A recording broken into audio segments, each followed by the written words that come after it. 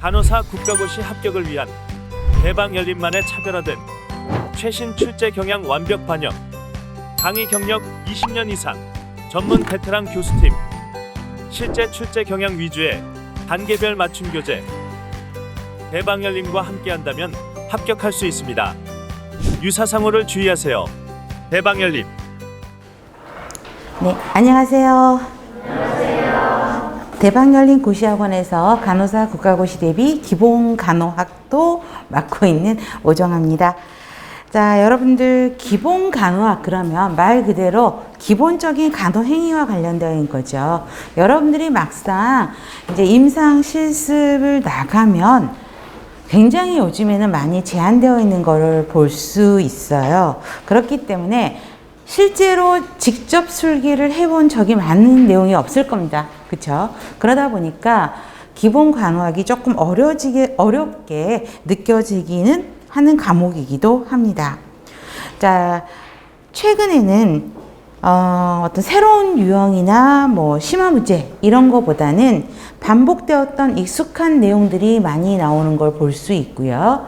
예전에는 기본 간호학이 굉장히 복잡하게 들어갔다 그러면 최근 몇 년간은 이제 기본에서 우리 아동에서 설명했지만 아동 파트와 관련되는 건 아동 간호로 다 넘어갔고요. 또 모성과 관련되는 거는 모성으로 넘어갔고, 그래서 몇 년 전과 비교하면 굉장히 간추려졌다라고 할 수 있고요.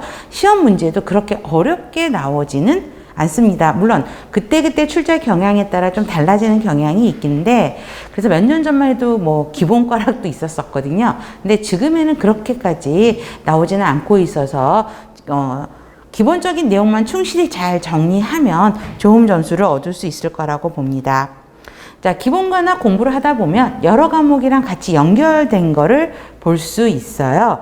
그래서 뭐 성인 간호학도 그렇고 아동, 모성, 간호관리 이런 부분들이랑 내용이 많이 중복되는 걸 볼 수 있습니다. 그래서 이 부분을 잘 해놓으면 다른 과목에서도 그렇게 쉽게 답을 유출할 수도 있는 거고요.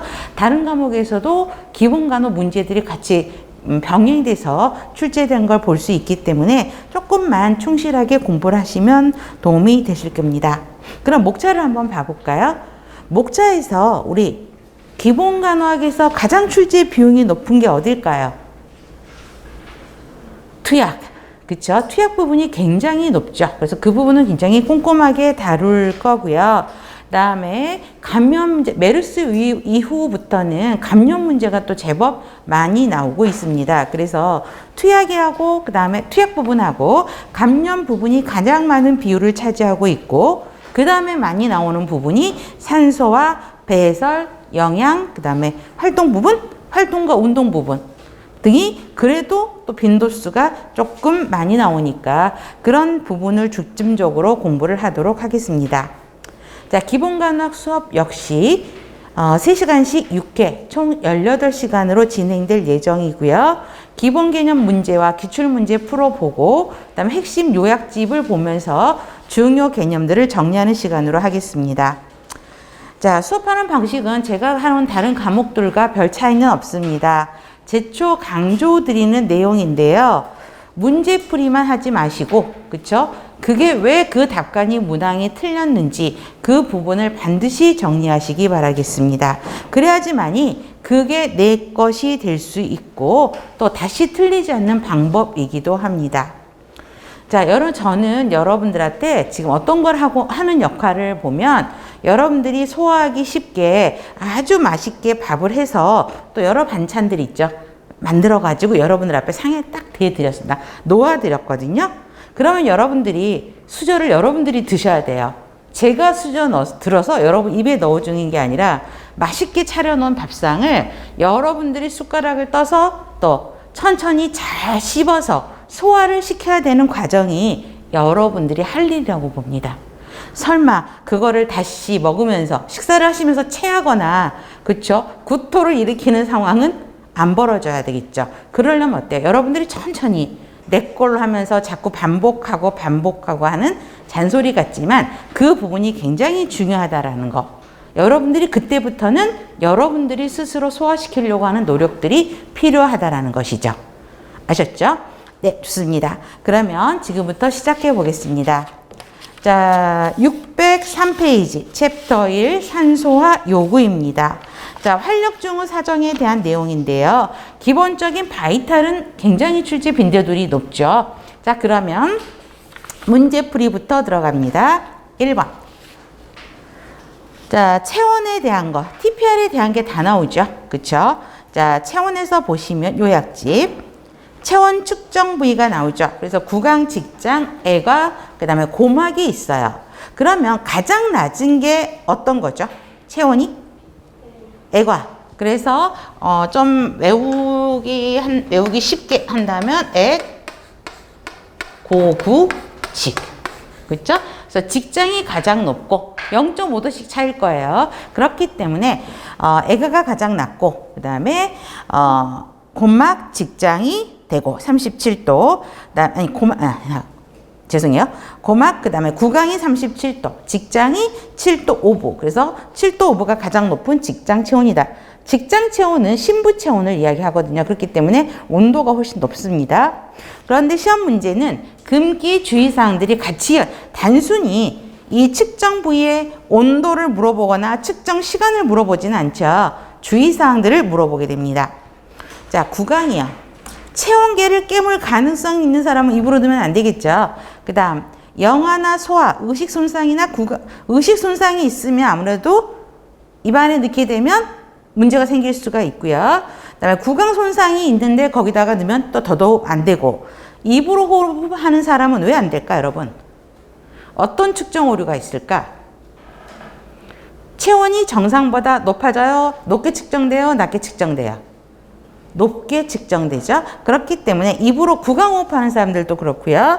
그럼 정신질환자는 이해를 잘 못하시니까 또 사고가 날 수도 있고, 또 하나 흡연 많이 하는 사람들한테도 구강은 피하시는 게 좋죠. 흡연을 많이 하는 사람들은 체온이 어떻게 더 측정될까요?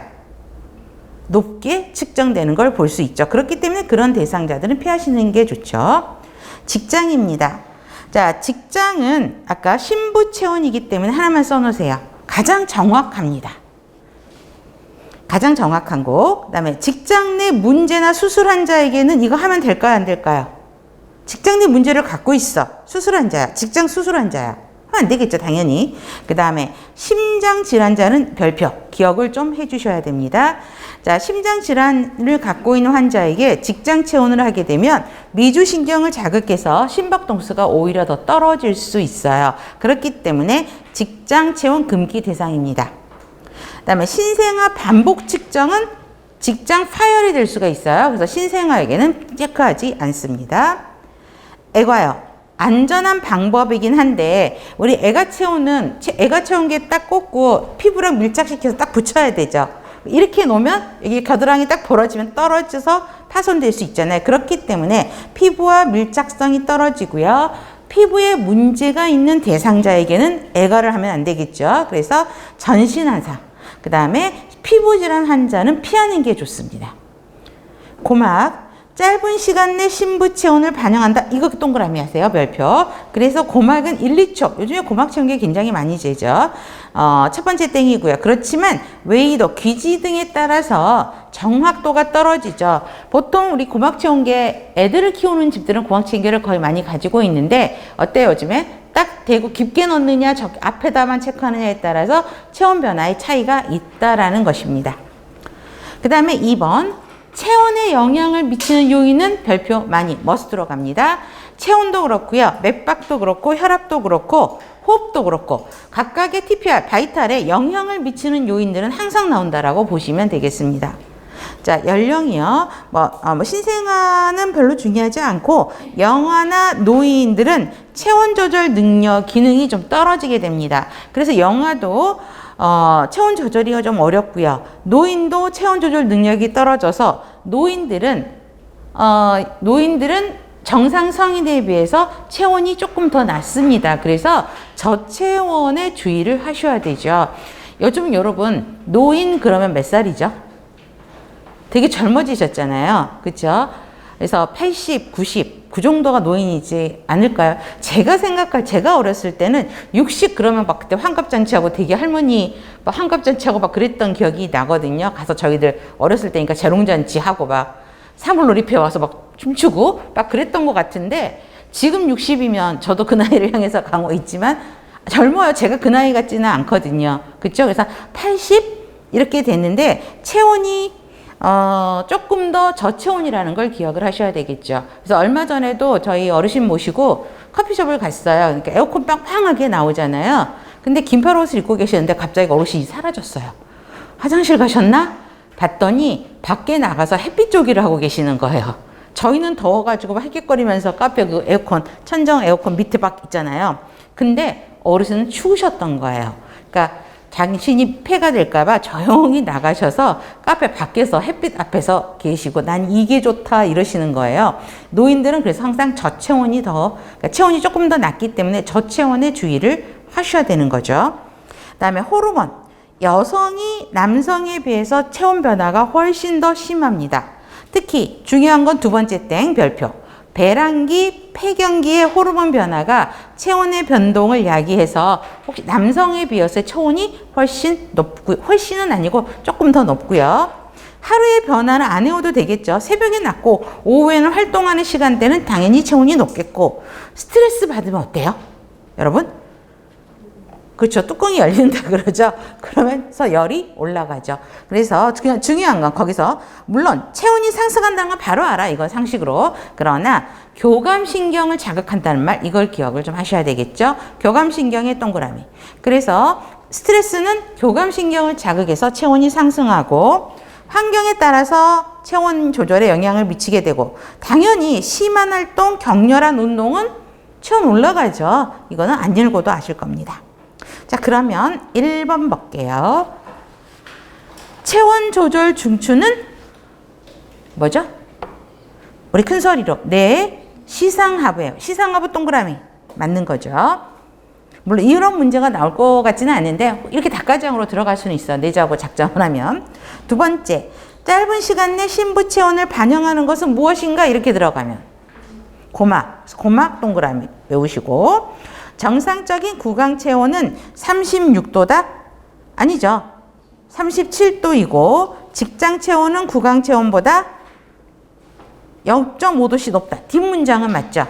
그렇죠? 직장이 37도 5분이니까 맞습니다.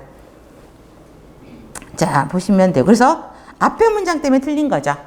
그렇죠? 정상 구강 체온이 36도다. 그래서 틀린 거예요. 그 다음에 4번. 정상적인 구강 체온은 37도다. 애가 체온은 구강보다 0.5도씩 낮죠. 그래서 0.5도 간격으로 애 고구직 이런 형태로 가면 되고요. 하루 중 체온이 가장 낮을 때는 이른 아침이고 아까 그래서 몇 시라고 그랬죠? 새벽 4시에서 6시. 그러니까 굳이 새벽 4시에서 6시 이렇게 안 해도 돼. 새벽에는 좀 체온이 낮겠구나. 활동하는 오후 시간대는 높겠구나. 이렇게 보시면 돼요. 가장 높을 때는 오후 4시에서 6시다. 이건 흐름으로. 그래서 답은 3번인 거죠. 2번. 체온 측정 부위 선정으로 옳은 것. 광범위한 화상을 입은 환자에게 당연히 애가 체온은 틀린 거죠. 스킨과의 접착성, 밀접성 때문에 권장하지 않습니다.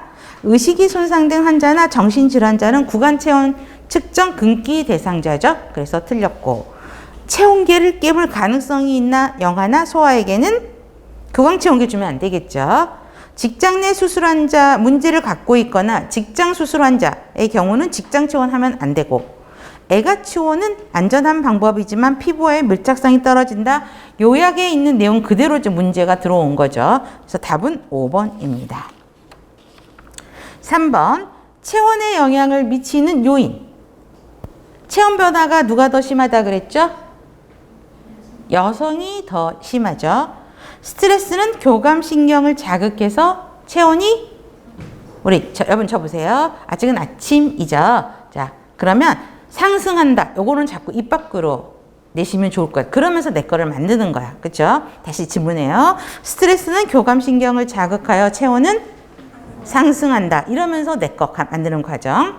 영아나 노인의 체온은 일반 성인의 체온보다 일반적으로 높다가 아니라 낮다. 저체온의 위험이 있는 거고요.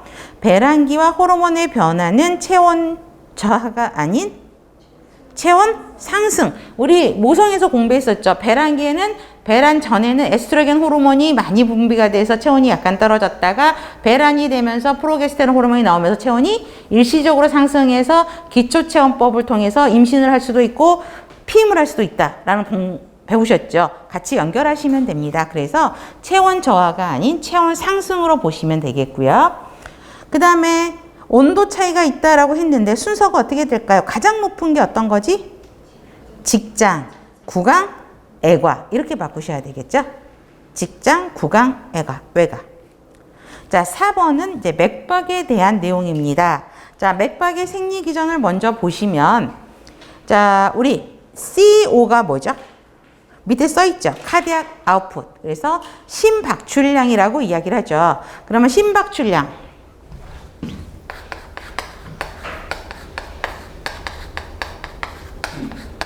심박출량을 카디악 아웃풋이라고 하는데 자, 하트레이트, HR은 하트레이트죠. 심박수 곱하기 SV, 스트로크 볼륨을 이야기합니다.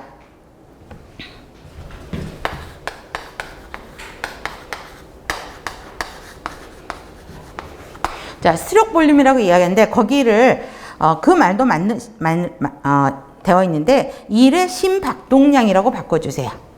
내용 지우시고 1의 심박동량, 한 번의 심박동량을 이야기합니다.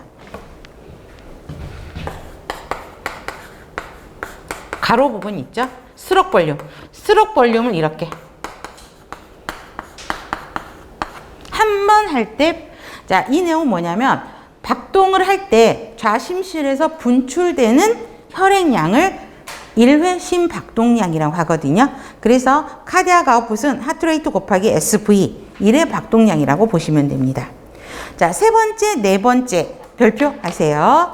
자, 교감신경은 수축과 관련되어 있다고 분명히 했었죠. 세 번째인가만 하고 있는 이야기야. 심장 박동과 심근 수축력을 심근 수축을 시키는 거예요. 그래서 카디악 아웃풋이 증가합니다. 그래서 교감신경은 카디악 아웃풋이 증가한다. 상대적으로 부교감신경은 이완과 관련되기 때문에 수축력이 떨어지게 되죠. 그래서 카디악 아웃풋이 감소한다. 그래서 세 번째, 네 번째는 기억을 하시면 좋겠고요. 우리 설마 하트레이트 정상이 얼마인지는 모르시는 분들은 없으시죠? 몇 회?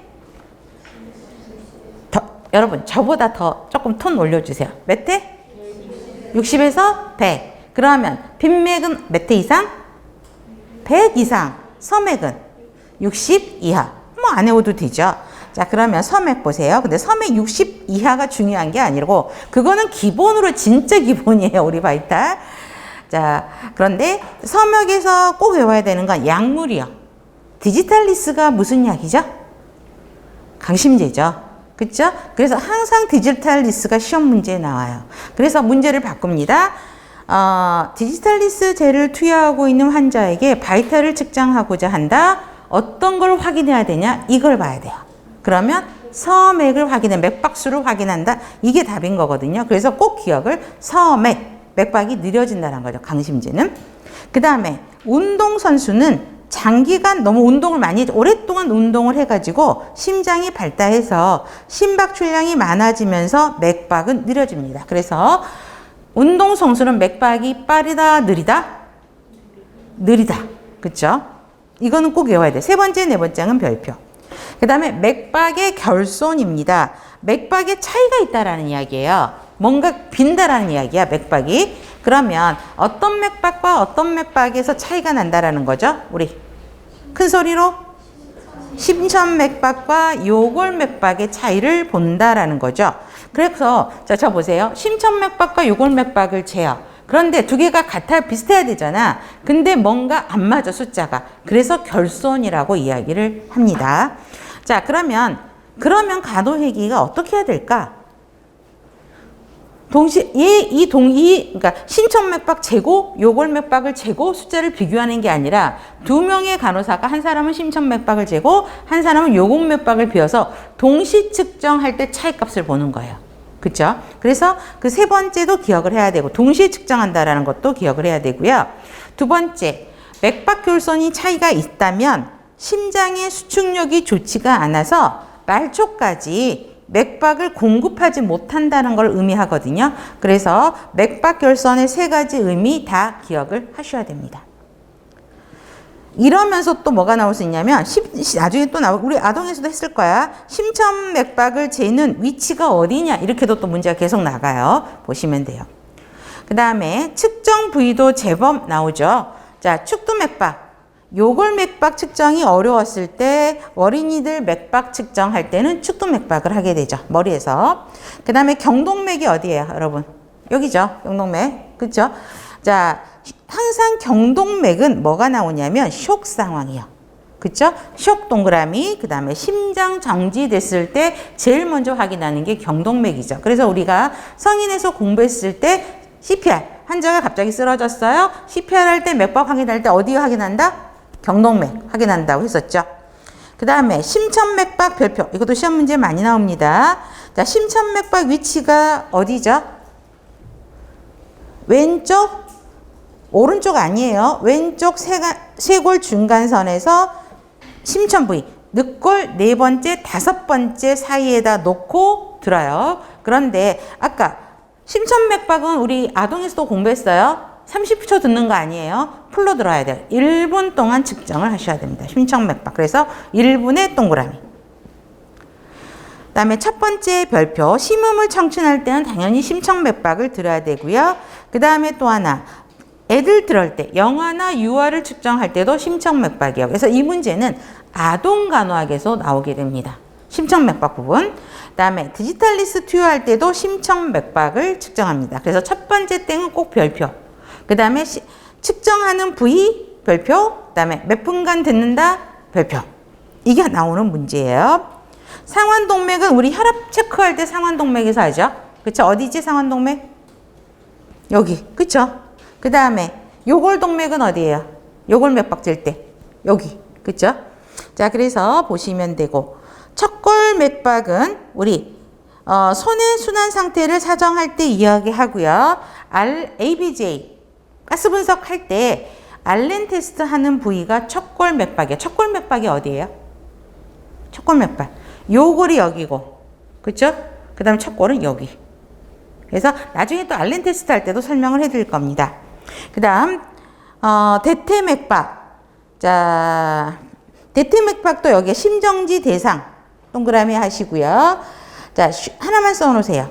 여기도 대퇴맥박은 하나만 써놓으면 쇼크에 빠질 때 쉽게 측정 가능한 것이 대퇴맥박이에요. 하나만 써놓으세요. 쇼크에 빠질 때 쉽게 측정할 수 있어요. 그래서 우리가 보고 그 다음에 수라맥박, 무릎에 있는 쪽이죠.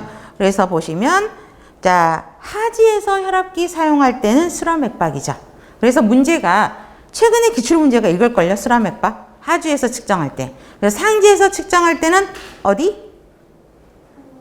상지에서 측정할 때 상완맥박이죠. 하지에서 측정할 때 수라맥박. 쇼크 있을 때 측정할 때. 또 애들한테 측정할 때. 이런 식으로 문제가 나오게 되죠. 그럼 구별하시면 되겠고요. 그 다음에 영향 요인은 머스트로 갑니다. 별표 한 몇 개 이상. 자, 맥박에 영향을 미치는 겁니다. 자, 성인기까지 연령이 증가해요? 감소해요? 감소하죠? 애들 여러분, 신생아 하트레이트 얼마가 정상이에요? 신생아 갑자기 아동으로 바뀌었네? 120에서 160, 우리 공부했으니까 물어보는 평균 140. 근데 어른은 맥박이 얼마야 정상이죠? 60에서 100. 그렇죠? 그렇기 때문에 어른으로 성인으로 갈수록 맥박은 느려진다라고 될 수 있고요. 그 다음에 여기에서 보시면 빈맥과 서맥의 차이점들을 같이 구별을 이게 항상 시험 문제예요. 어떤 상황에서 빈맥이냐, 어떤 상황에서 서맥이냐. 자, 빈맥, 급성 통증, 그렇죠? 그 다음에 불안, 이럴 때는 교감신경을 자극해서 맥박이 증가합니다. 그러나 상대적으로 서맥에서 세 번째 땡 봐보세요. 조절되지 않는 심한 통증, 만성 통증은 부교감신경을 자극한대요. 그래서 맥박수가 떨어져요. 그래서 급성 통증이냐 불안하냐 아니면 만성 통증이냐 그쵸? 이거에 따라서 맥박이 증가하냐 감소하냐 기본 문제입니다. 또한 우리 단기간 우리 아까 장기간 운동은 섬액이 보인다 그랬죠. 스포츠형 심장 운동으로. 그런데 단기간 운동하게 되면 당연히 빨라질 수밖에 없고요. 열 적용이라는 건 뭐지? 우리 몸에다가 따뜻한 뭐 핫팩이라든가 전기 매트리스 위에 누워 있다거나 그러면 당연히 더워지니까 열이 올라가니까 대사가 증가돼서 올라가고, 혈액 소실이라고 하면은 다른 말로 하면 출혈을 의미하죠. 블러드가 잃어버리는 거니까 출혈인 상황이에요. 출혈인 상황에서는 맥박수가 증가하죠. 교감신경이 자극돼서 증가하죠. 그래서 이때는 빠르고 약한 맥박이에요. 굉장히 약하고 빠른 맥박들을 하게 되고요. 체온이 상승하면 당연히 열 오르죠. 이건 안 해워도 돼. 그 다음에 만성호흡기 질환이나 빈혈 이럴 때도 하트레이트 올라가게 되죠. 그 다음에 약물도 항상 시험 문제 나와요. 에피네프린, 아트로판 약물은 맥박을 뛰게 하는 거죠. 그래서 환자가 맥박이 막 떨어지고 있을 때 이 약물들을 투여하고요. 갑상선 기능 항진은 맥박수가 늘어납니다. 그래서 갑상선 기능 항진은 맥박이 증가가 돼요. 그렇지만 섬액의 제일 밑에 봐봐. 갑상선 기능 저하는 맥박이 떨어지죠. 그러면 외우는 거 어렵지 않죠. 기능 항진이니까 올라가니까 맥박수 올라가고, 기능 저하는 아래 하로 내려가니까 맥박수가 떨어지겠구나 이렇게 외우셔도 쉽게 외울 수 있는 방법. 그 다음에 섬액은 보세요. 남성이 여성보다 느려요. 저도 나이가 있어서 건강 문제를 신경 쓸 나이인데 어느 날 제가 좀 맥박이 좀 빨리 든다는 생각을 드는 거예요. 물론 그때는 굉장히 스트레스를 좀 받고 있어서 뛴다는 느낌은 받긴 했거든요. 그래서 이상하다, 내가 빈맥이 있나? 막 이러면서 걱정을 하면서 그때부터 날마다 이제 혼자 앉아서 이걸 재고 있는 거예요. 그랬다가 이제 요즘에 식기들 중에 이렇게 하트레이트 재주는 거 굉장히 많잖아요. 그래서 어느 날 그걸 남편이 사갖고 했어요. 자동으로. 근데 너무 화가 나는 건 남편의 하트레이트는 평균 60에서 64예요. 그럼 굉장히 안정적인 거죠. 어떤 때는 57까지 떨어지는 거 봤거든요. 근데 저는 평균이 80 이상인 거예요. 그러니까 60대도 아니고 80이에요. 그래서 제가 항상 말이 이거 맥박이 내는 왜 이렇게 빨리 뛰지? 딱 그런 생각을 했었거든요.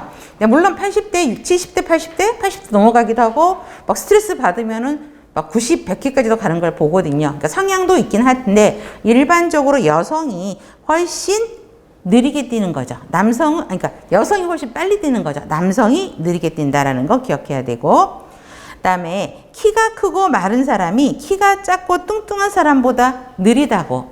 자, 이런 말을 제가 왜 자기 남편 이야기를 꺼냈냐면, 제가 미스 때도 이제 결혼할 때 물론 중매하는 나오잖아, 리스트가. 그러면 제가 잘렸던 이유 중에 하나가 키가 작다예요. 그리고 여러분들 나이 때도 그때는 지금은 비만이지만 그때도 조금 통통족이었었어요. 그쵸? 근데 어떻게 보니까 운 좋게 연애를 했는데 감사하게 남편이 키 큰 남자를 만난 거예요. 184. 그쵸? 너무 웃겨요. 조합이. 근데다가 말랐어요. 그러니까 키 크고 마른 남자를 남자와 키 작고 통통한 여자가 결혼을 한 거죠. 그쵸? 그래서 보면, 자, 저희 남편이 맥박이 느리다는 거, 키가 크고 말랐어요. 그쵸? 그렇지만 저는 키가 작고 통통하죠. 그래서 그거를 외우시라고 이렇게 이야기를 하는 거예요. 그래서 보시면 되고. 그 다음에 조절되지 않는 심한 통증과 만성 통증, 아까 설명했고요. 장기간의 운동선수들이 운동을 오래 해서 나오는 스포츠인들은 맥박이 떨어진다고요. 단기간의 운동은 맥박이 빨라지고요. 연령이 증가하면 맥박이 느려지고, 특히 약물별표, 강심제, 디지탈리스는 맥박이 떨어지죠. 그 다음에 대사, 갑상선 기능 저하는 맥박이 떨어지죠. 그래서 빈맥과 섬맥의 차이를 반드시 구별하셔야 돼요. 여기서 시험 문제 거의 다 나올 거예요. 좋습니다. 그러면 4번 볼게요. 운동선수에게 있어서 섬액이 나타난 이유, 단답형이죠. 섬액이 나타나는 이유. 금방 나오죠. 장시간의 운동으로 심장이 발달하여 심박출량이 많기 때문이다 라고 되는 것이죠. 답은 4번이고요. 5번. 심천요골맥박 측정 방법으로 틀린 거.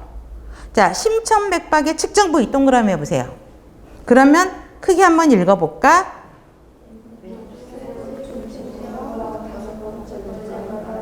그쵸? 여기서 물론 4는 빠졌긴 하지만 네다섯 번째 늑간이 만나는 지점. 그쵸? 그래서 항상 이거는 단답형으로 문제가 얘도 나온다고요. 그 다음 두 번째. 부정맥이 있는 경우는, 자, 질문을 제가 이렇게 드릴게요. 답을 막 찾으세요. 부정맥이 있는 경우는, 부정맥이 뭐죠, 여러분? 부정맥의 정의를 본다면. 하트레이트가 100회 이상. 그러니까 펄스레이트가 100회 이상이면서 불규칙한 거죠. 단지 100회 이상이면 빈맥으로 보는 거고요. 그 다음에 100회 이상이면서 조금 불규칙한 거, 이거를 부정맥이라고 하는데, 자, 부정맥이 있는 경우는 뭘 확인하기 위함이에요? 맥박 결손을 확인하기 위함이에요. 자, 그래서 맞는 문장이고요. 3번. 두 명 중 한 명은 요골맥박을 측정하고 다른 한 명은 심천맥박을 청진으로 측정하나. 여기까지 맞죠? 동시에 측정할 필요가 없는 게 아니라 동시에 측정을 해야 되죠. 그 다음에 여기 보세요. 그렇게 하면 되고 4번 1분 동안 측정해서 두 맥박을 비교해야 돼요. 문제는 이제 심천 요골맥박을 물어보니까 풀로 1분간 재야 되는 거 맞고요. 심장 수축력이 좋지 않아 말초동맥까지 맥박을 충분하게 공급하지 못함을 의미하고 있죠. 답은 3번입니다. 4번 여기에서, 자, 아니 4번이야. 6번. 자, 문제에서 핵심 단어가 뭐죠? 그렇죠. 교통사고로 출혈이 조그마한 출혈이 아니라 심한 출혈이 나타난대요. 그래서 요골맥박을 측정을 했는데 요골맥박이 잘 안 들려. 그럼 어디서부터 해야 되지? 여러분, 수라가 어디야? 수라는 무릎 뒤에 있는 거. 그렇죠?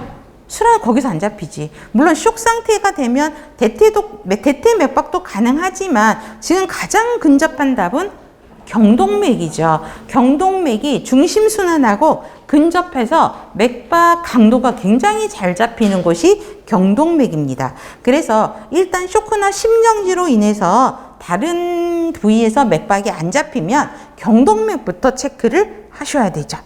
답은 3번입니다. 7번. 맥박에 영향을 미치는 요인입니다.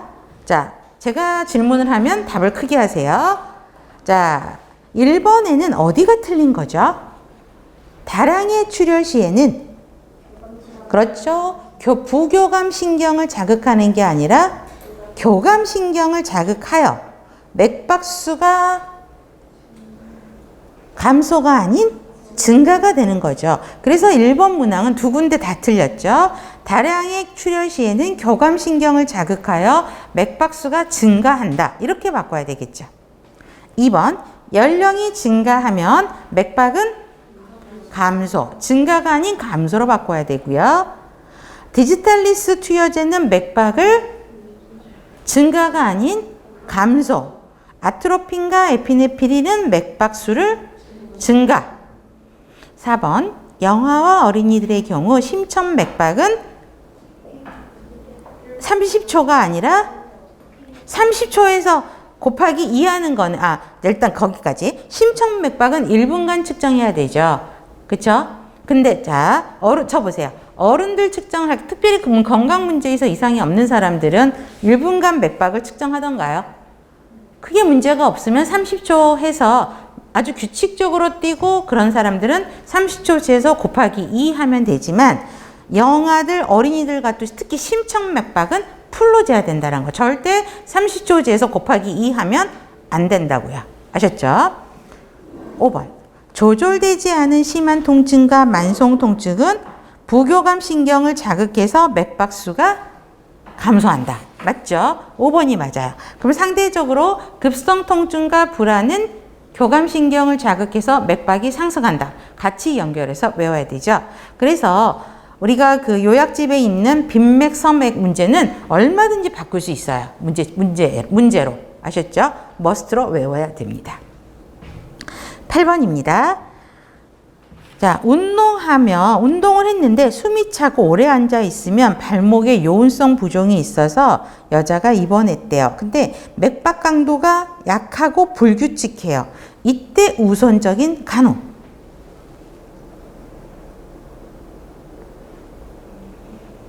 자, 운동할 때 숨이 차요.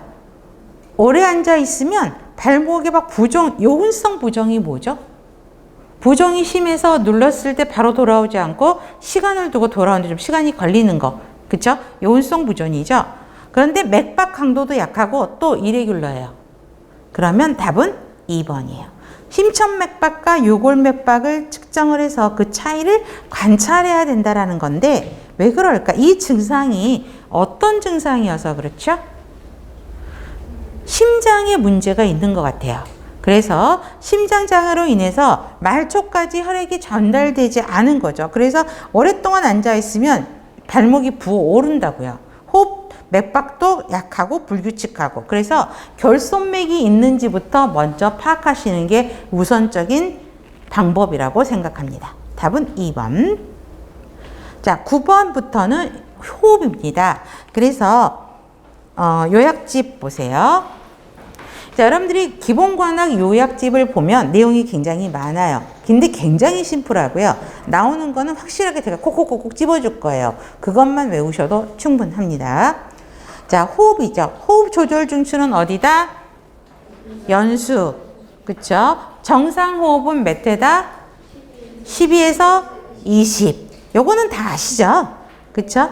그 다음에 우리 호흡하는 거를 측정을 할 때 그냥 가만히 아무것도 안 하고 환자 쳐다보면서 호흡하는 거 지켜보나요?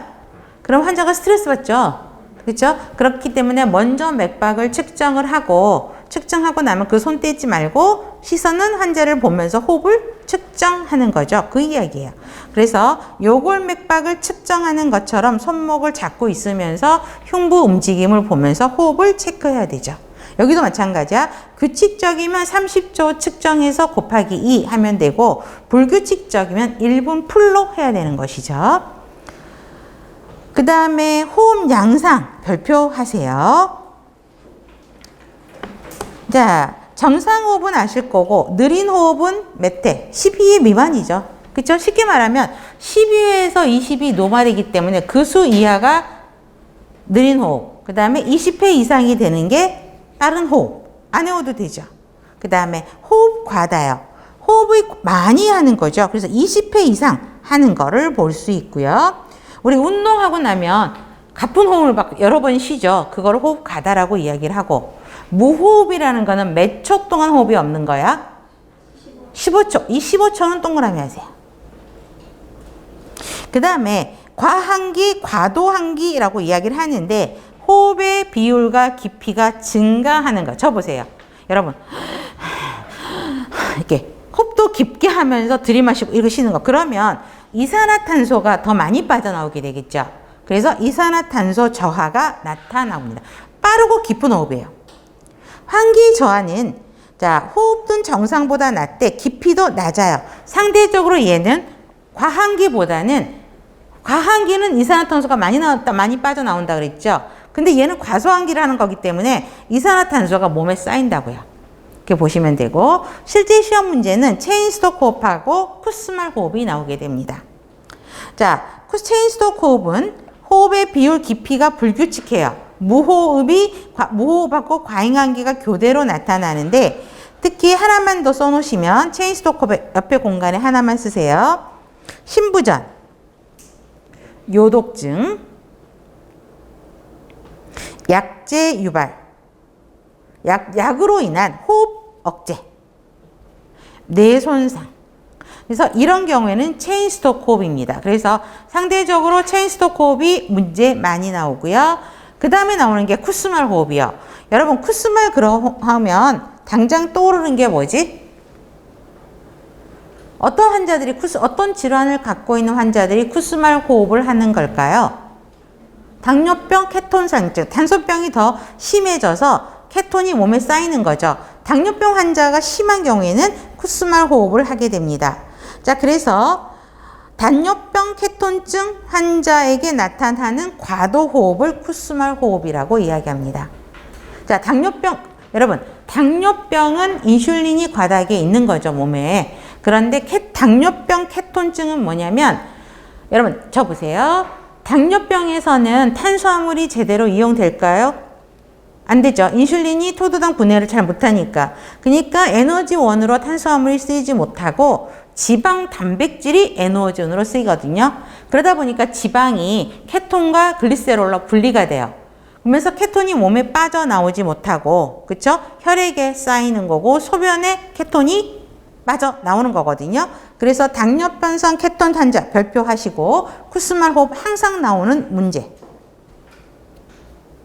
그 다음에 아까 호흡억제 증상 뇌손상일 때 체인스톡 호흡입니다. 그래서 임종이 가까운 환자에게 나타나는 호흡은 체인스톡. 나중에 임종 환자 간호시에도 항상 이게 나오는 문제예요. 그래서 그 다음에 여러분들 혹시 과학수사 드라마 보세요? 그런 건 저 굉장히 좋아하거든요.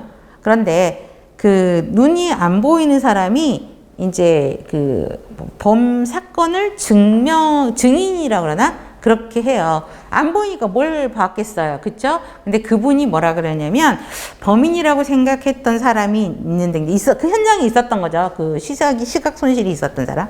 근데 그분이 뭐라냐면, 그 사람이 바로 옆에서 이제 그 목을 조이고 있었나 봐요. 근데 호흡할 때 과일 냄새가 난다라고 이야기해요. 어디선가 과일 냄새가 풍긴다. 그러면 그 범인이 당뇨병을 갖고 있다라는 거예요. 그래서, 과일 냄새가 난다. 그러니까 당뇨병이 좀 심한 경우에는 구강호흡을 할 때 과일 향 같은 게 좀 냄새가 난다. 그런 거를 볼 수 있습니다. 자, 비호흡이죠. 자, 호흡이 불규칙적으로 나타난 후 2, 3회 비정상적인 얕은 호흡이 나타나서 호흡압, 뇌손상, 연수 손상 시에 올 수 있다 정도만 아시면 되겠고, 이 체인스톡과 쿠스마를 구별하시면 됩니다.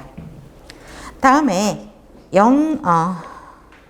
영향 요인도 모스트로 갑니다.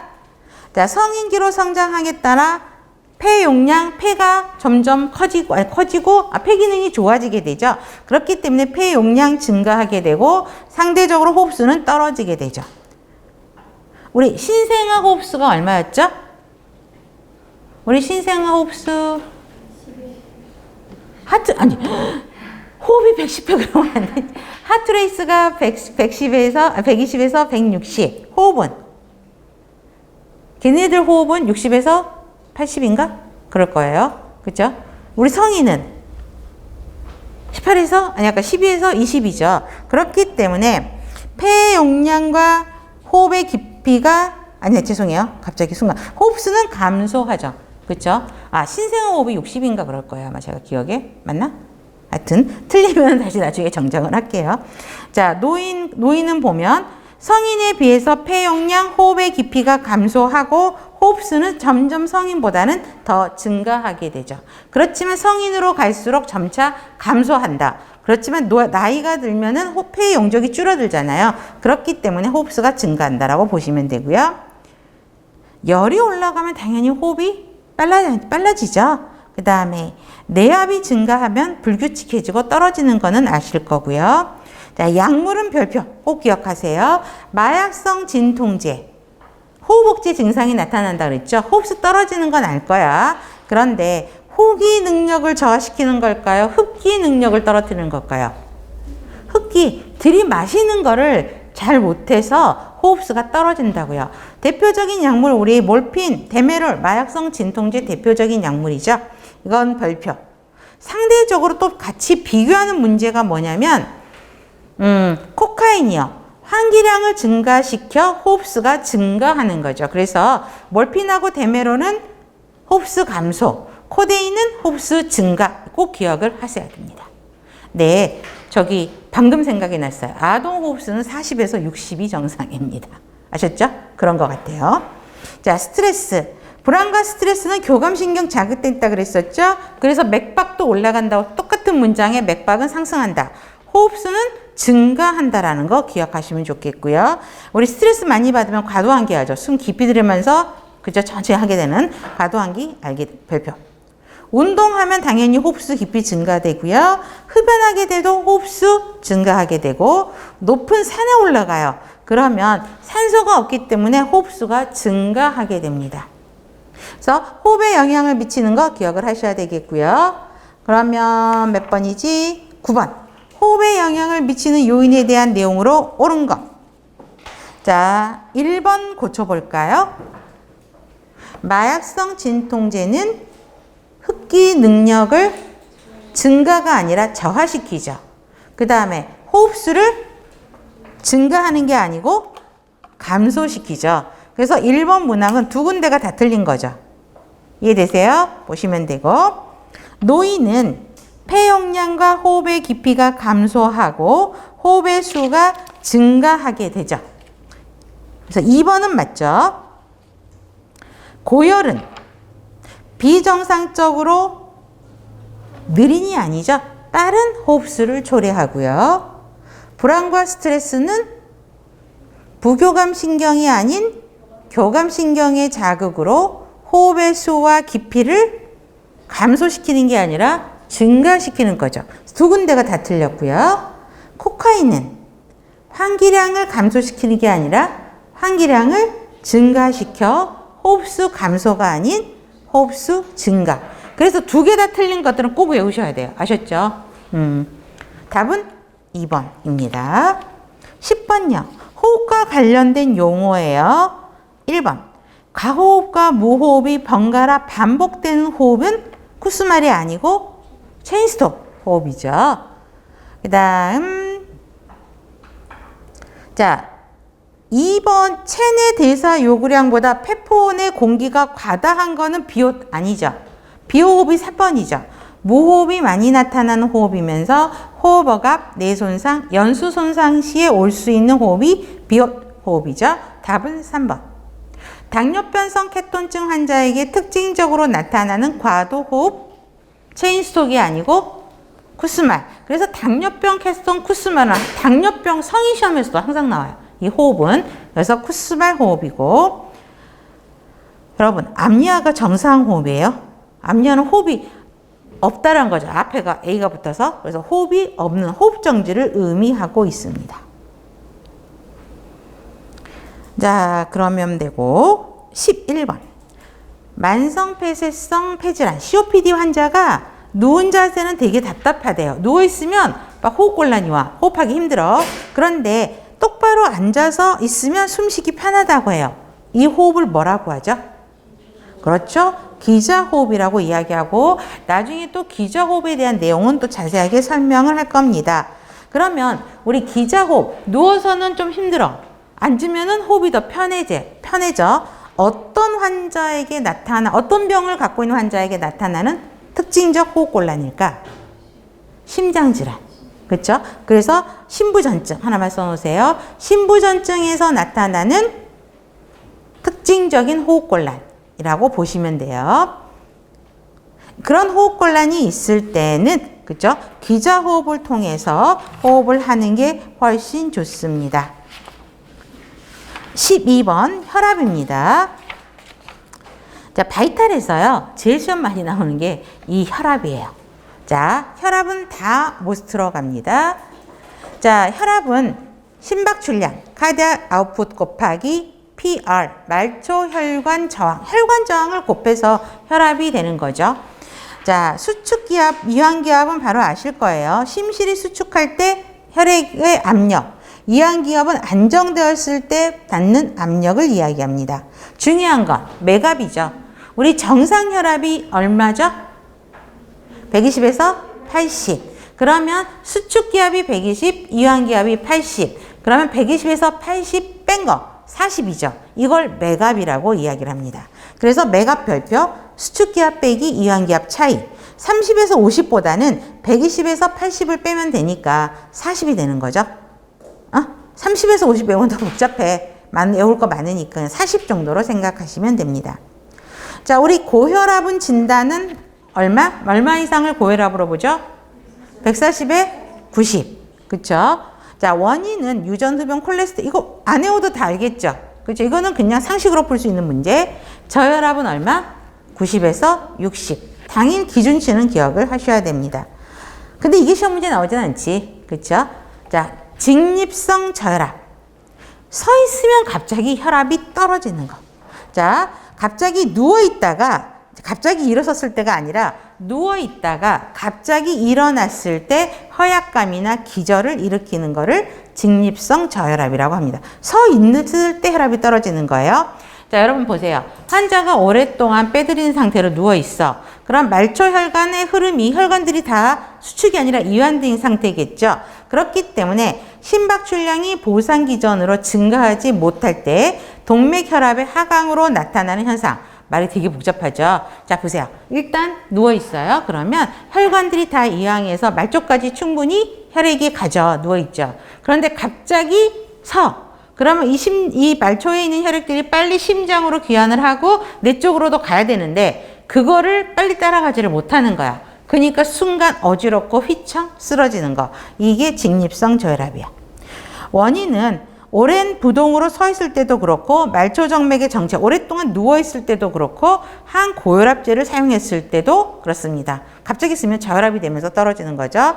그래서 예방은 뭐예요? 천천히 일어나거나 일어나기 전에 어떻게 해야 돼? 그 침대 위에서 댕글링 하라고 그러죠. 다리 흔들기 운동하고 서서히 일어나라. 또 직립성 저혈압이 언제 많이 발생하냐면 수술 환자들이요. 우리 폴리캐스 리무브 하고 언제 소변 보러 가라 그러지? 몇 시간 안에? 보통 소변 책에서는 6시간에서 8시간이라고 그러지만 임상에서는 소변줄 빼고 4시간 안에 화장실 가시라 그러거든요. 그러면 여러분 보세요. 10시에 소변줄 뺐어요. 폴리캐스. 그럼 2시까지는 소변을 봐야 되죠. 근데 환자들이 2시 전에 가는 일은 별로 없어요. 아주 예민하고 착하신 분 아니면. 아프니까 움직이기 싫어. 그래서 이제 2시에 환자분 화장실 혹시 다녀오셨을까요? 그럼 그때서야 이제 갈게요 이러거든요. 근데 갑자기 화장실 앞에서 콜 와요. 환자 쓰러졌어요. 무슨 말인지 아시겠죠? 왜? 갑자기 이제 빨리 간호사가 재촉하는 느낌을 줬는지 환자한테는 모르겠어요. 제가 2시까지 소변 보시라고 말씀드렸죠. 좀 지금 다녀오시면 안 될까요? 그러면서 간호사가 이제 추가적인 내용을 설명을 했어야 되는데 다녀오세요 이런 거야. 그러니까 이제 2시라 그러니까 막 불이 나게 나가가지고 하다가 화장실 문 앞에 쓰러져요. 가장 대표적인 케어는 어떻게 할까 여러분? 제일 먼저 케어. 그 사람이 왜 쓰러졌는지를 알아야 되겠죠. 우리 학생들한테 물어보면 우리 학생들이 뭐라고 대답할까요?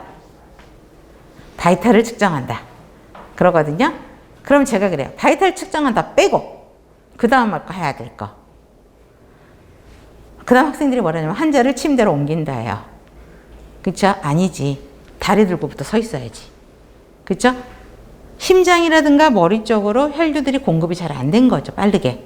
그쵸? 보상이 안 된 거야. 그래서 쓰러진 거기 때문에 제가 병원에서 이제 학생들 오면 실습 지도도, 그러니까 학생들, 간호사 할 때도 학생들 봤는데 어떤 콜이 왔어요. 그쵸? 근데 쓰러졌대요. 근데 제가 또 다른 환자를 마치 보고 있었거든요.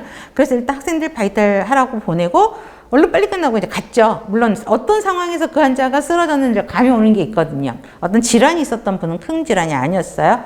그랬는데 물론 저도 뛰어갔죠. 바로 이제 금방 몇 초도 안 걸리고 학생보다 조금은 늦게 뛰어갔는데 그 학생이 제가 그 학생을 보고 너무 놀랐어요.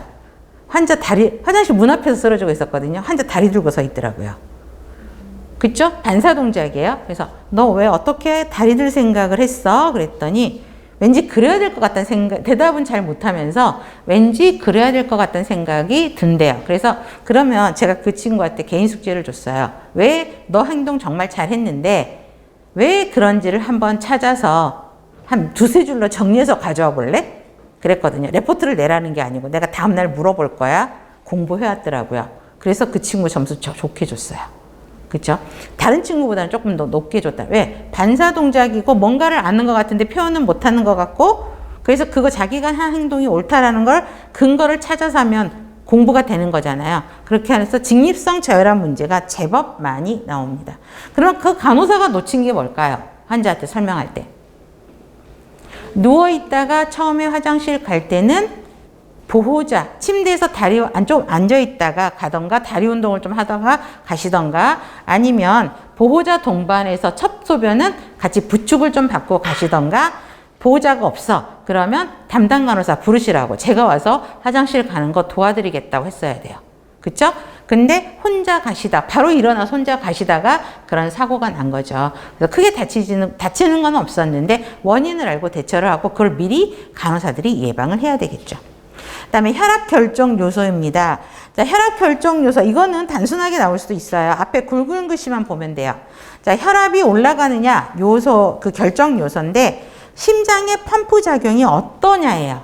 그래서 심장에서 혈관으로 주입된 혈액이 많냐 적으냐에 따라서 혈압이 올라가거나 내려가거나 하겠죠. 그 다음에 말초혈관 저항이 세냐 높으냐 낮으냐에 따라서 혈압이 올라갔다 내려갔다 하겠죠. 그래서 혈관의 지름이 작아. 그러면 혈압은 올라가요? 내려가요? 올라가죠. 그렇죠? 그 다음 혈액량이요. 자, 혈액량이 평상시보다 많아요. 그러면 혈압은 올라가게 되고 그 다음에 감소하게 되면 혈압은 떨어지게 되죠. 혈액의 점도가 높으면 어떨까? 올라가죠. 그 다음에 탄력성이 감소가 되면 당연히 혈압이 증가하죠. 그래서 이거는 외우면서도 이해를 하시면서 답을 풀으셔야 돼요. 다음에 측정 보세요. 커프. 자, 우리 이거 아동에서도 했으면서 동그라미 했었죠. 자, 팔이나 대퇴후에 몇 분의 몇? 3분의 2 동그라미. 단순한 숫자 문제들이 시험 문제 나옵니다. 커프 너비가 팔이나 대퇴 둘레 몇 프로? 40% 동그라미. 그다음에 청진기는 종형으로 들어야 되고 종형 동그라미. 평상시 수축기를 측정을 할 때 내가 120에 80이야. 그럼 수축기 요즘에는 자동으로 하니까 이런 느낌이 없을 텐데 환자가 만약 우리가 보통 120에 80이면은 120까지 올리고 혈압을 풀면 커프를 풀면 안 되겠죠. 그렇죠? 그러면 혈압이 내가 기본으로 한 간호사 때 나 혈압 있어요 말 안 했을 때는 혈압 체킹 제대로 정확하지 않는다는 거죠. 그래서 평소 혈압이 얼마세요라고 물어본 다음에 아니면 이 환자가 고혈압 환자면 이 사람의 평균 혈압이 얼마였지? 그거보다는 더 20, 30 정도를 더 올려야 맞다고요. 그렇지 않으면 혈압 오류가 나는 거죠. 높게 팽창하고 그래서 20, 30 동그라미 높게 팽창을 하고 초당 2에서 4mm HG 슬래시 거기에 초 하나만 써놓으세요. 1초당 자 1초당 2에서 4mm HG 정도로 커피 공기를 빼면서 박동음을 들으셔야 돼요. 그래서 2에서 30 동그라미 2에서 4 동그라미. 자, 음이 처음 들리는 눈금이 수축기압이죠. 그다음에 소리가 점점 똑똑똑똑 들리다가 조용해지는 시간 타이밍이 이완기압이죠. 그렇죠? 그래서 여러분들이 아마 수동혈압계를 쟀을 때 여기에다가 청진기 갖다 전주화에다 청진기 대고 커프 이렇게 잠그고 혈압 올려서 그렇죠? 그다음에 퍼프 풀면서 혈압을 하잖아요. 근데 청진기 소리로 들을 거야. 청진기 소리에서 청진기로 들으면서 그 소리 들리는 거 보면서 혈압을 재죠. 수축기압, 이완기압. 근데 여러분들 간호사 오래 하다 보면요. 청진기 갖다 안 대도 돼요. 그냥 커프 갈고 그죠? 커프 감고 네, 커프 내리면서 여기를 잡고 간호사들이 재는 분들도 봤을 거예요. 청진기 안 하고. 그죠? 그리고 요즘에는 자동 혈압계들 많잖아요. 저희 집도 이제 어르신이 있어서 자동 혈압계가 있거든요. 근데 그게 맞나 틀리나를 검사를 해보면 제가 어르신이 딱 커프 말아 올라서 자동 스타트 누르잖아. 그럼 그 전부터 저는 이렇게 하고 있어요. 그러면 여기서 맥박이 감지가 되잖아요. 그러면 그게 수축기압이야. 그랬다가 맥박이 안 잡혀. 그러면 이완기압이야. 그러면서 그 눈을 그 전자 모니터를 보고 있으면 대략 비슷하게 맞아 떨어져요. 그래서 제가 이따가 그 모니터도 안 보고 어머님 혈압이 이 정도 되겠네요. 그러면 어떻게 하냐 이러세요. 어머님 며느리가 간호사인 거 잊어버리셨나 봐요. 막 이렇게 농담을 하고 하는데 그렇다는 거죠. 그래서 첫음이 수축기압, 약해지는 지점이 이완기압. 자, 반복 측정을 하고자 할 때는 몇 초를 여유를 둬야 된다? 30초 동그라미. 근데 문제가 이렇게 나가죠. 혈압을 반복 측정할 때 30초 여유를 두어야 하는 이유는 무엇인가? 정맥 우열 완화죠. 그쵸? 그런데 임상에서 보면 이런 일이 안 지켜져요. 저희 남편이 조금 상태가 안 좋아서 한의원을 갔거든요. 근데 한의원에 근무하시는 분이 혈압을 쟀어요. 근데 저희 남편은 이상하게 병원만 가면 혈압이 높아요. 왠지 긴장된대요. 병원에서 혈압 재면. 집에서 제가 그래서 의사가 고혈압제를 먹자 그러더래요. 그래서 아니 이 사람 고혈압이 없는데 그래서 일단 보류하고요. 제가 그걸 한 달간 체크했어요. 집에서 날마다. 너무 혈압이 정상이에요. 근데 이 사람 병원만 가면 왠지 불안하고 긴장되니까 아주 고혈압은 아니고 약간 고혈압 전 증상이 보이는 거죠. 그래서 그걸 재갖고 갔더니 의사가 안 먹어도 되겠습니다. 그렇지만 계속 적어오세요. 라고 이야기를 했고 한의원을 갔더니 혈압이 또 긴장이 되니까 올라간 거야. 그래서 거기 병원에서 직원이 혈압 있으신가 봐요? 그래요. 그랬더니 아닌데 그랬더니 바로 또 혈압을 또 급할해서 또 재는 거예요. 무슨 말인지 아시죠? 그래서 이따가 제가 재면 안 될까요? 제가 혈압 잴 줄 아는데요. 그러면서 반대편에서 쟀거든요. 그러니까 또 틀려요. 무슨 말인지 아시겠죠? 자, 정맥 우열 완화를 시키기 위해서 30초를 둬야 된다. 자, 좌우 혈압 차이가 5에서 10mm 이하여야 돼요. 10 이상 차이가 나면 절대 안 된다. 대퇴 혈압이 상완 동맥 혈압보다 높을까요? 낮을까요? 훨씬 높죠. 그래서 훨씬은 아니고 대퇴 혈압이 상완보다 높다라는 건 꼭 기억하시고 10에서 40mm 정도가 훨씬 높죠. 왜요? 무게 하중 체중 부하가 되고 이렇기 때문에 아래쪽 다리가 상부의 혈압보다는 훨씬 높다라고 보시면 됩니다. 그 다음에 혈압 측정 오류입니다. 이거는 진짜 별표만이요. 이게 항상 시험 문제예요. 커프가 넓은 게 너무 넓어요. 그러면 큰 소리로 혈압이 낮게. 커프가 너무 좁거나 짧아요. 혈압은 높게. 커프를 너무 헐겁게 감았어요. 고르게 감지 않았어요. 높게. 그 다음에 공기를 너무 천천히 뺀 경우, 빠르게 뺀 경우 이거 시험 문제 안 나왔었거든요. 물론 앞에 3개는 항상 나왔던 문제고 공기를 너무 천천히 뺀 경우, 빠르게 뺀 경우는 안 나왔는데 22년 기출문제가 빠르게 뺀 경우가 시험 문제 나왔어요. 그래서 자 수축기압이 실제보다 낮게, 이완기압이 높게. 그래서 몇 번째나 5번째 이거는 실제 문제. 좀 이따 기출문제 풀면 있을 거예요. 그 다음에 팔의 위치가 심장보다 높으냐 낮으냐 이거 항상 시험 문제 나왔어요. 얘도. 그래서 심장보다 높을 경우에는 높게. 심장 높이 팔의 위치가 팔의 위치가 심장보다 낮으면 높게. 팔의 위치가 심장보다 높으면 낮게. 반대죠. 그 다음에 수은 기둥을 올려다보는 경우는 높게. 수은 기둥을 내려다보는 경우는 낮게. 그쵸? 그거를 꼭 기억해야 되고 그 다음에 재측정을 곧바로 한 경우는 높게 측정된다고 그랬죠. 더. 그쵸? 그 다음에 보시면 돼요. 그 다음에 혈압에 영향을 미치는 요인도 별표. 연령이 증가하면 동맥의 탄력성이 떨어지게 되죠. 잘못 쓸 때보다. 그렇기 때문에 혈압이 상승하게 됩니다. 그래서 성인에서 노인으로 들어가거나 50대, 60대 가면서 고혈압 환자들이 늘어나는 게 이 이유죠. 탄력성이 떨어져서 그렇습니다. 스트레스 받으면 교감신경 자극되죠. 심박동수 올리고 호흡수도 올리고 심박출량 올리고 말초혈관 아까 교감신경이 수축한다 그랬죠. 수축해서 혈압을 올리게 됩니다. 호르몬은 자 사춘기 이후의 호르몬의 변화로 남자가 더 혈압이 높아질 수 있습니다. 그런데 폐경기에 도달하면 누가 더 높아요? 여자가 더 높아요. 그래서 폐경이 되는 것도 슬프긴 한데 여성들이 폐경이 되는 순간 성인병에 노출되죠. 폐경되는 순간 아마 그 근처를 기준으로 고지혈증부터 시작하거든요. 그래서 고혈압 막 동반되는 분들이 많습니다. 임신 시에는 혈압이 약간 올라가죠. 그렇죠? 임신성 고혈압 같이 보시면 되고요. 아침에는 당연히 혈압이 낮죠. 오후에는 활동하니까 혈압이 훨씬 더 높고요. 잘 때는 다시 낮아지는 건 아실 거고 흡연은 혈관을 수축하니까 혈압 올라가고 급성 통증도 혈압이 올라가고 출혈은 혈류량이 떨어지니까 혈압 떨어지죠. 그 다음에 여기 심장질환으로 돼 있죠. 뭔가 문장이 이상해요. 심장이 아닌 신장질환으로 바꾸세요. 오타가 좀 있었네요. 이거 바꾸세요. 신장으로. 자, 그래서 신장 질환을 갖고 있으면 나트륨과 수분의 정체가 되게 되죠. 그렇죠? 레닌 안지오텐신 체계가 망가지면서 그렇죠. 그래서 혈액량이 증가가 돼서 혈압이 상승하게 됩니다. 또 레닌이 방출되면서 혈압이 상승하게 되고요. 그 다음에 그래서 만성 신부전은 줄 꺼버리셔도 돼요. 같은 말이에요. 신장의 문제니까. 그 다음에 운동을 하게 되면 혈압 당연히 올라가고, 그 다음에 전신마취 별표하세요.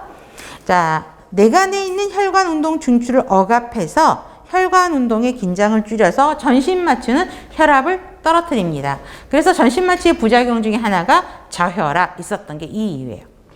그 다음에 골격근의 수축하면 혈압 올라가겠죠. 혈액 점도가 증가가 되면 혈압 올라가고, 순환 혈액량이 많아지면 올라가고, 심장으로 들어오는 정맥 항유량이 많아졌을 때도 혈압이 올라오게 되죠. 그래서 이런 것들을 정리하셔야 됩니다. 그래서 혈압은 완벽하게 정복한다 라고 정리를 하셔야 돼요. 1번, 12번이죠.